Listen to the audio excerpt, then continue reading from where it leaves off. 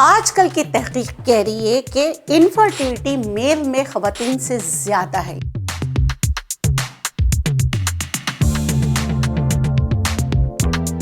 Female से ज़्यादा male infertility जो है वो हो रही है। उसके बहुत सारे रीजंस है। अगर आपके साथ भी यही मसाइल हैं तो ये वीडियो मेरे भाइयों के लिए देखिए, समझिए और अपने मसाइल को हल करने के लिए हमारे साथ जुड़े रहें।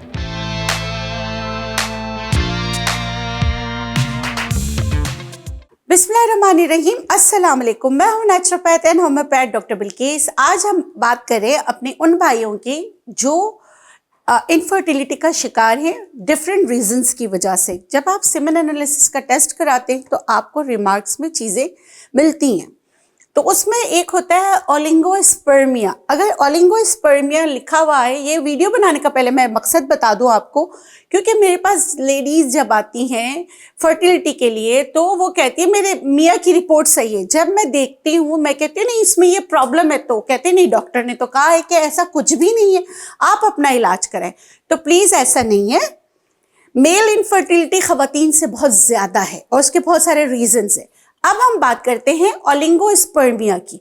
अगर आपके रिपोर्ट में ओलिगोस्पर्मिया लिखा हुआ है तो उसका मतलब है लो काउंट, यानी कि लेस देन 5 मिलियन भी हो सकते हैं, 10 to 15 मिलियंस भी हो सकते हैं, जिसकी वजह से प्रेगनेंसी होने में हर्डल्स आते हैं।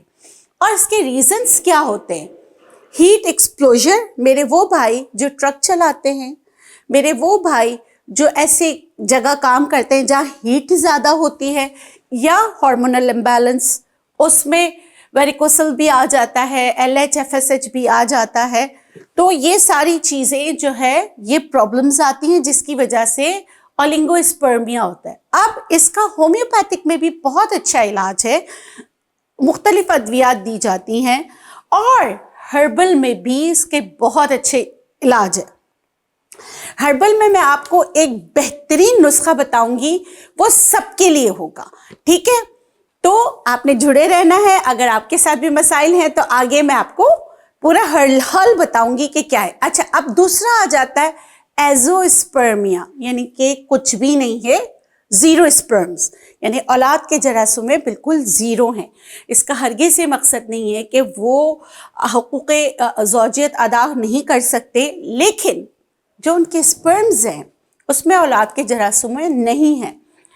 तो ऐसे लोगों का इलाज भी मुमकिन है, क्योंकि अक्सर ये होता है मम्स की वजह से। अगर बचपन में मम्स हो जाए तो ब्लॉकेज आ सकती है, या जेनेटिक रीजंस भी हो सकता है, फिर अगेन हार्मोनल इम्बैलेंस, फिर वही हीट एक्सप्लोजर, वो सारी चीज़ें चलती हैं।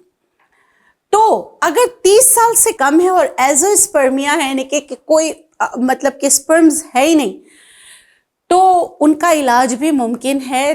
हिस्ट्री ली जाती है, 30 साल से कम हो तो इसके लिए जो है सुबह निहार मुंह दालचीनी शहद में मिक्स करके जो है अपने मसूड़ों पे लगाना। दूसरा अफसनतीन, क्योंकि ब्लॉकेज है।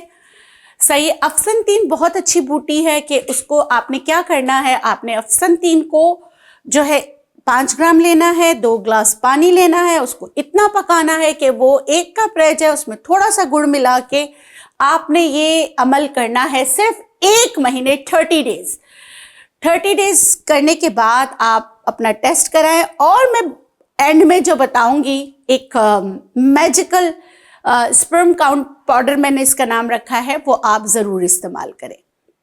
और इसकी भी होम्योपैथिक में बहुत अच्छी अच्छी अद्वियात होती हैं। अब आ जाते हैं तीसरा, जो अक्सर लिखा हुआ आता है, मेरे पास पेशेंट आते हैं तो एस्थेनिजोस्पर्मिया।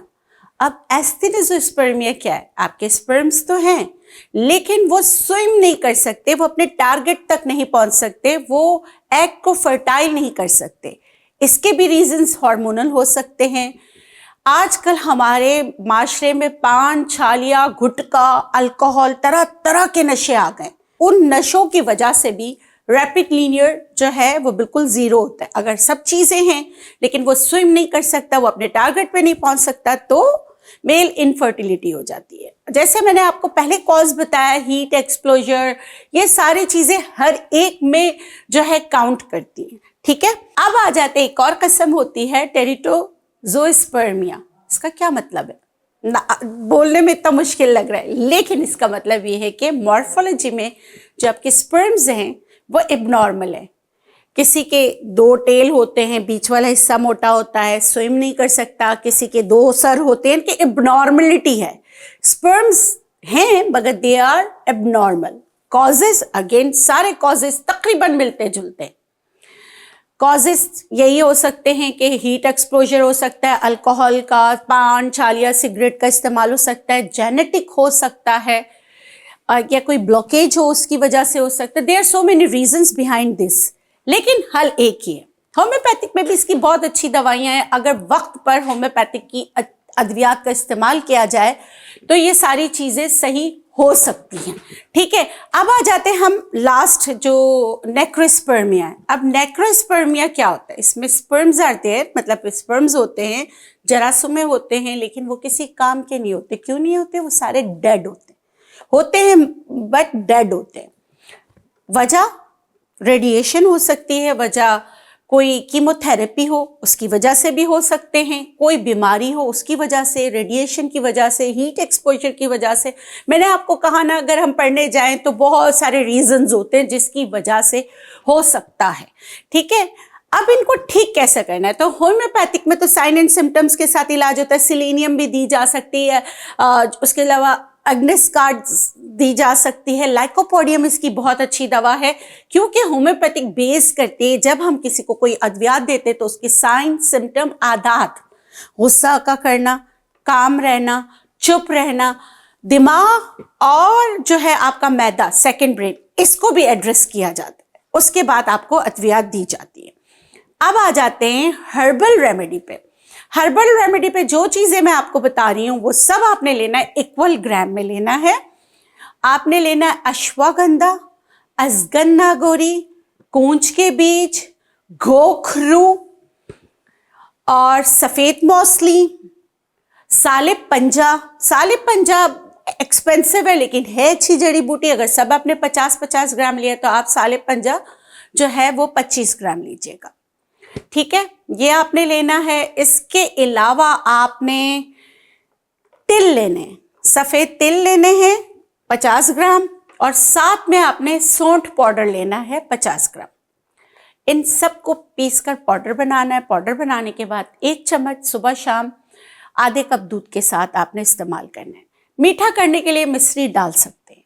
ठीक है, और कुछ बूटियां जो होती, कंगी बूटी भी हम देते हैं, कुछ और बूटियां भी होती है जो आपको किसी पंसार से नहीं मिलेंगी, और वो फिर अपना मार्जिन रखने के चक्कर में आपको ऐसी चीजें दे देंगे जो इस नुस्खे को भी खराब कर देगा। ठीक है, अच्छा अब आ जाते हैं अकरकरहा। अकरकरहा पीस कर पाउडर बना के रख लीजिए। अकरकरहा बहुत तेज होता है, इसको इस सारी चीजों में मिक्स मत कीजिएगा, उसको अलग रखिएगा। उसको फिर क्या कीजिएगा, जैसे पीस के पाउडर बना के उसको शहद में मिला लीजिएगा। वो बड़ा उसका मैं बताऊं असल वाले का आप जबान पे रखेंगे ना तो आपकी जबान सुन्न हो जाएगी। बेहतरीन है एज़ोस्पर्मिया के लिए, बेहतरीन है नेक्रोस्पर्मिया के लिए। तो आपको अगर है ये मसाइल, ओलिगोस्पर्मिया के लिए भी बहुत अच्छा है। तो आप इतनी सारी मैंने आपको हर्ब्स में चीजें बताई है। और सबसे बढ़कर बात, स्ट्रेस, एंजाइटी, टेंशन, डिप्रेशन बिल्कुल नहीं लेना, गुस्सा नहीं करना। औलाद अल्लाह गफूर रहीम ही देते हैं। रात सोने से पहले मैं अपने तमाम लोगों को ये बताती हूँ कि आपने सूरह इखलास पढ़ना है। अगर आप दूसरे मज़ाहिब से हैं तो अपने मज़ाहिब की जो तस्बीहात होते हैं वो पढ़ें, लेकिन मैं अपने मुसलमान बहन भाइयों को कहती हूँ कि सूरह इखलास रात सोने से पहले आप इतना पढ़ें कि आपको नींद आ रही हो। फिर आप ये तस्वुर करें कि आपके आंगन में बच्चे खेल रहे हैं, लेकिन उसमें अपने जेंडर तस्वुर नहीं करना है, बेटा बेटी इस तरह नहीं, बस बच्चे हों और अल्लाह गफूर रहीम ज़रूर नवाजते हैं।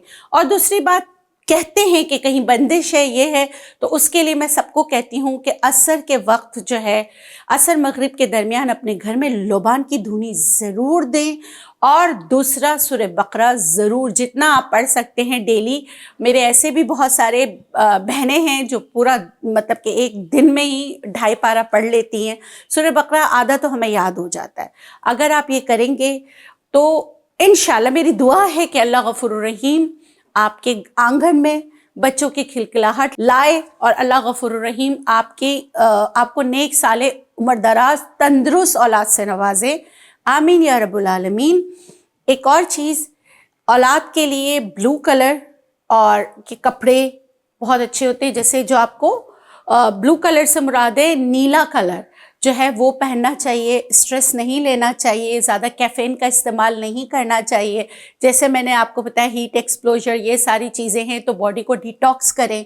बॉडी को डिटॉक्सिफिकेशन के लिए सीबकथॉर्न लीव्स मिल जाए, सीबकथॉर्न बेरीज मिल जाए, नाश्ते के बाद मल्टीविटामिन के तौर पे ज़रूर इस्तेमाल कीजिए। और मर्द हजरात के लिए भी इवनिंग प्रिमरोज़ ऑयल के जो सॉफ्ट जेल कैप्सूल्स मिलते हैं उनका इस्तेमाल कीजिए। खुश रहें, शाद रहें, आबाद रहें। अल्लाह गफूर रहीम आपको औलाद के गम से महफूज रखे। एक और दुआ मैंने शामिल की है, अल्लाह ताला आप लोगों को हासिदीन के हसद और उनके शर से महफूज रखे, मुझ समेत। आमीन या रब्बुल आलमीन। अल्लाह निगहबान। अल्लाह हाफिज़।